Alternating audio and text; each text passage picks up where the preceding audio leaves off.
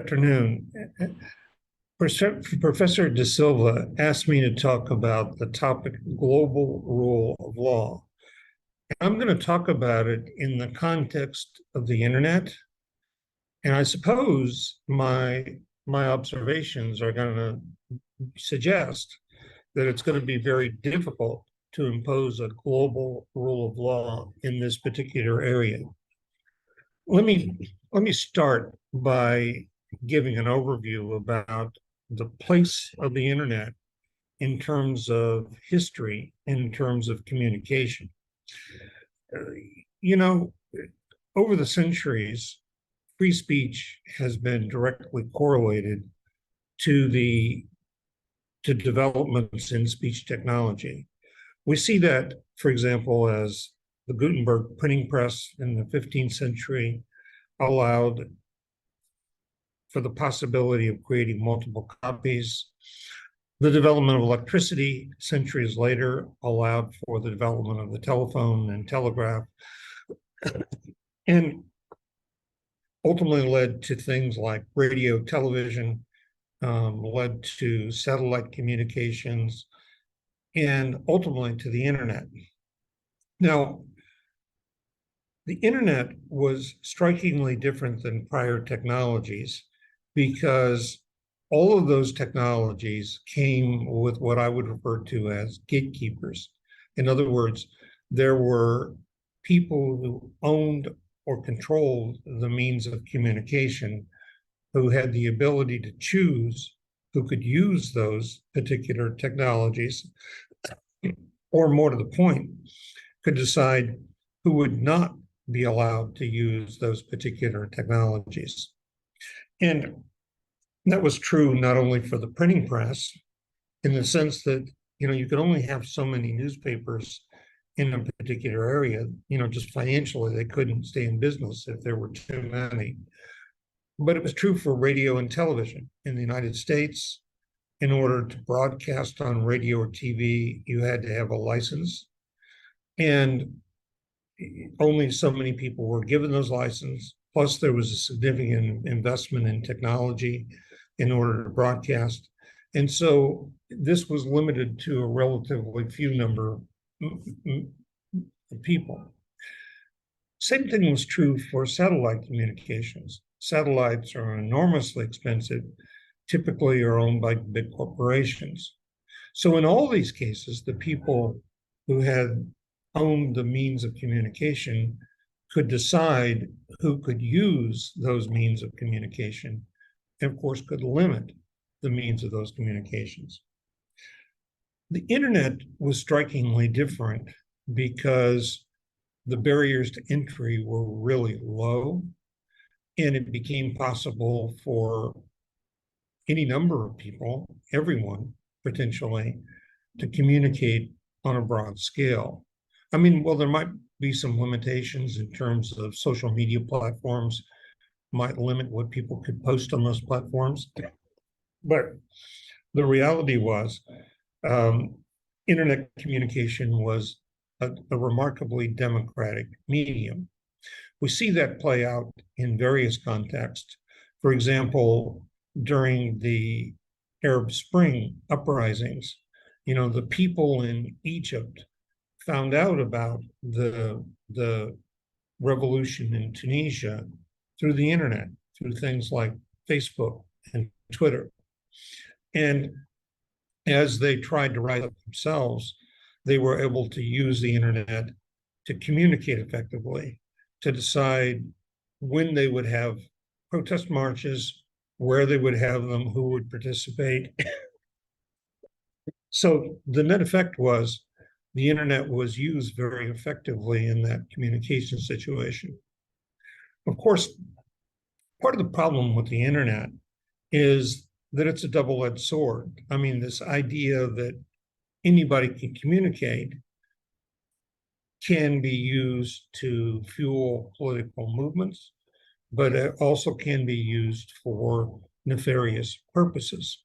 So we know that child pornography, hate speech, lots of different things are perpetrated over the internet, including fraudulent transactions, I mean, I suppose we've all received these emails where somebody says they want to transfer a certain amount of money, millions of dollars out of a country, and they'll split it with you if only you'll help them. So it's used for both good and for bad.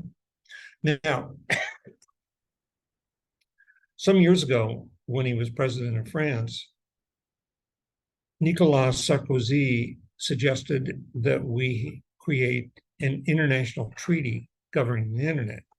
And of course, that would create a global rule of law. I was pessimistic, and I remain pessimistic about the possibilities for creating that global rule of law.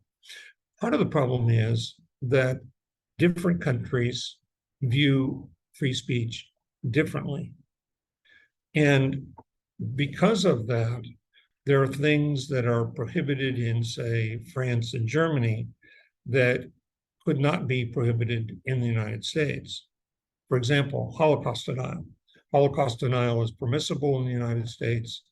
It's not permissible in France or Germany. Lots of other things. Speech that degrades human dignity is often protected in the United States, even though it can be prohibited in France and Germany. So there are a whole list of areas where it's going to be extremely difficult to come up with a global treaty dealing with these issues. There are some areas of agreement. For example, child pornography, I think is something that most countries could agree should be prohibited and that they could work together on.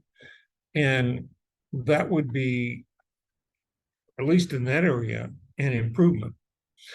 Some years ago, there was a child pornography being sent from an anonymous remailer in Finland. The authorities went in and looked at the server, trying to figure out where this child pornography was coming from. And what they found was it was coming from another anonymous remailer, this time in Asia. So without international cooperation, it wouldn't be possible to track that down. So you'd then have to go to Asia. And of course, there's a risk that what they forwarded might have come from another anonymous remailer in a different part of the world. So although there's some room for agreement in terms of internet content, it's going to be extremely difficult to come up with something that we can all agree upon. The free speech traditions in the countries are just too different. By and large, in the US, we treat free speech as a preferred right, whereas, say, the French, under the 1789 Declaration of the Rights of Man, treats it as one right among many and doesn't give it any special preference vis-a-vis other rights.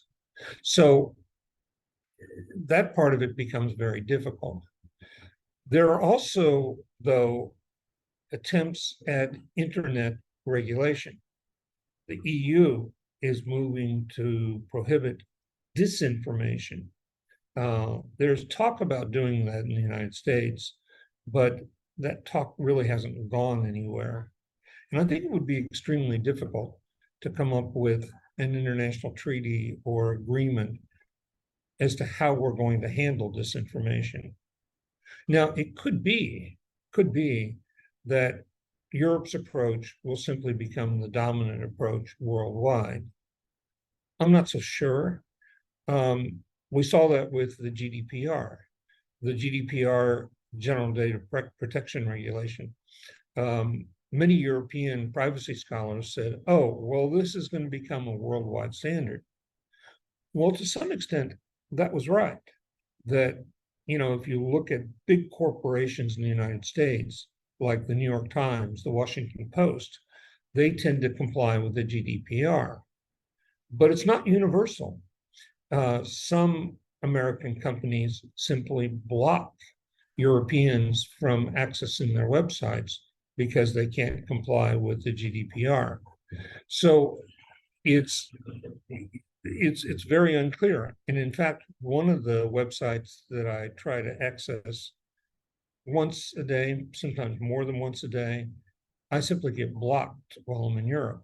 So today I'm recording this from Lisbon, Portugal. I can't access that website, and I won't be able to access it until I get home. So it's very unclear that we're going to be able to come up with global standards for regulating internet content. I think at the margins, yes, I think we can all agree on prohibiting child pornography, but I'm not terribly optimistic about the long-term prospects for being able to create a global rule of law in this area.